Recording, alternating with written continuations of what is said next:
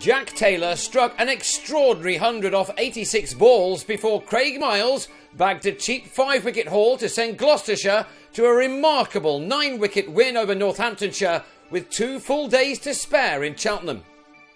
14 wickets had fallen on the first day, the second morning starting with Gloucestershire on 82 for 4 in reply to Northants' 246, and after Hamish Marshall stopped this early boundary, he edged Ollie Stone to the diving Alex Wakely to go after adding 9 to his overnight 25.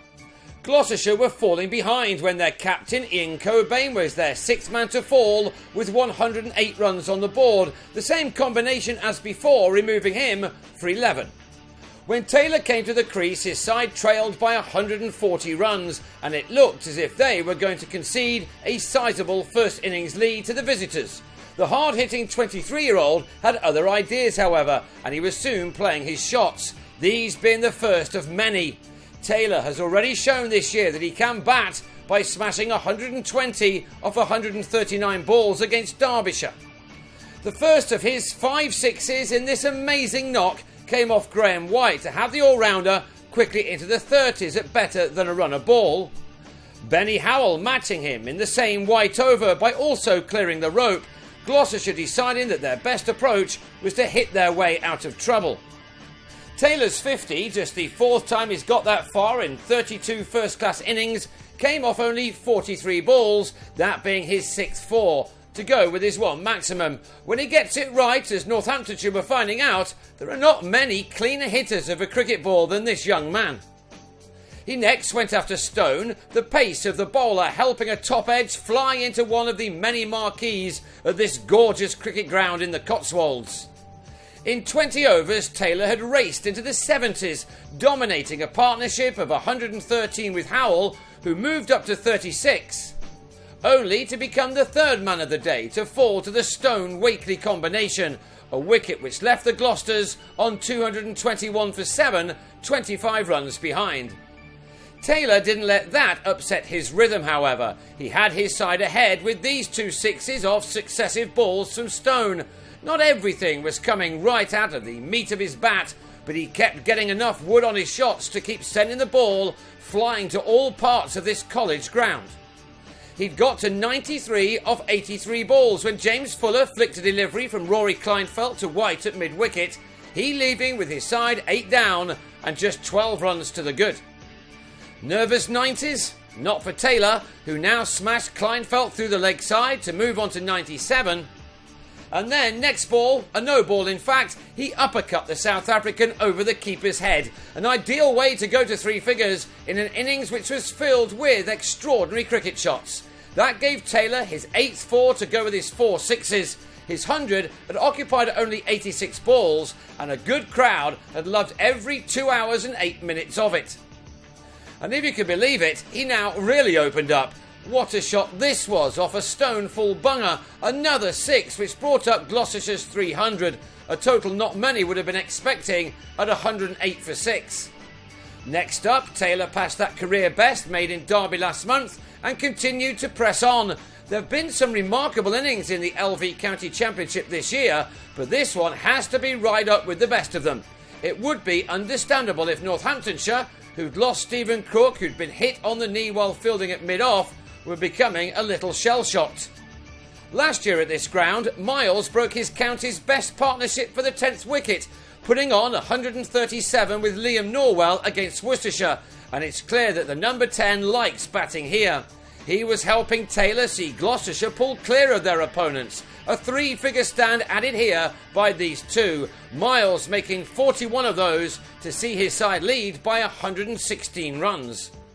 The total read 362 for 9 when Miles edged White to Kleinfeldt.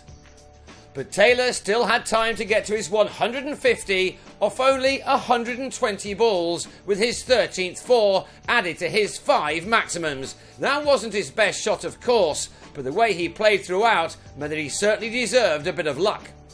He added 1 more 4 before he feathered a slog off Kleinfeldt behind to bring an end to a stunning innings of 156 made in only 3 hours off just 125 balls.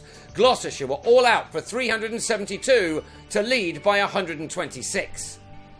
Taylor's brilliance had changed the momentum, and Miles then bowled Stephen Peters' second ball of Northamptonshire's second innings, the owner leaving with a 4-ball pair to his name. Ben Duckett then guided a delivery from the same bowler into the hands of Will Tabaret to go for 5. And when the first innings centurion Wakely was out for a duck this time, nicking off to Fuller, the visitors were in a hole on 5 for 3. That got even bigger when Rob Keogh was LBW to Fuller for a single at 18 for 4. A total that became 38 for 5 when Adam Rossington picked the wrong ball from Norwell to attack to offer Fuller a simple catch. Suddenly there was talk of a 2-day victory for the home team. Great news for them, but not too good for the festival, which always welcomes good crowds for every day of cricket played here in its annual fortnight. The Moneymen may not have minded seeing Richard Levy start to fight back for the visitors.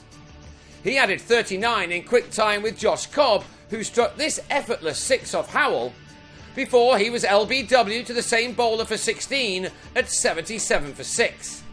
Levy, in some ways trying to match what Taylor did earlier, made a sprightly half-century off only 56 balls with 9 fours included in that, but it soon looked as if his efforts were going to be in a losing cause as he was running out of partners a little too quickly for his size liking. Crook, batting with a runner, gave Norwell his 8th wicket of the match, a drive nicked behind after the injured all-rounder had made 13 of a total of 97 for 7. That meant that Northants were still 29 runs behind and possibly facing an innings defeat, which would have seemed totally impossible only a few hours before. Levy found some support at last from Kleinfeldt, a man who muscled Howell over the rope to at least ensure that Gloucestershire would have to bat a second time after all. This was one of 2 maximums in the same over. But Gloucestershire were not to be chasing too many after Miles came back on and skidded one through first ball to bowl Kleinfeldt for an aggressive 37. And then 2 balls later, he had White taken behind by Gareth Roderick to leave Northamptonshire on 145 for 9 for a lead of only 19. Just into the additional half hour claimed by the home team, and after Stone had hit this boundary, Levy was last out for 64 as Miles bagged figures of 5 for 28, his 4th 5-wicket haul of the summer. That left Gloucestershire only 35 to win, but they needed to get a wriggle on if they were going to do that before the end of the day. Stone bowled Dent for 6 as he looked to get his side off to a flyer. But it took Gloucestershire only 6 overs to secure what was a win, which will be talked about in these parts for many years to come. Tabaret with a winning hit to earn the home team a victory, which no one would have seen coming at the start of this almost ridiculous day of cricket. Gloucestershire took the match by 9 wickets to claim their 3rd win of the season, while Northamptonshire, who must have left the ground wondering what on earth had just happened, collected only 4. Those heading to the festival for the next championship match with bottom club Leicestershire from next Wednesday may have plenty more to look forward to after this.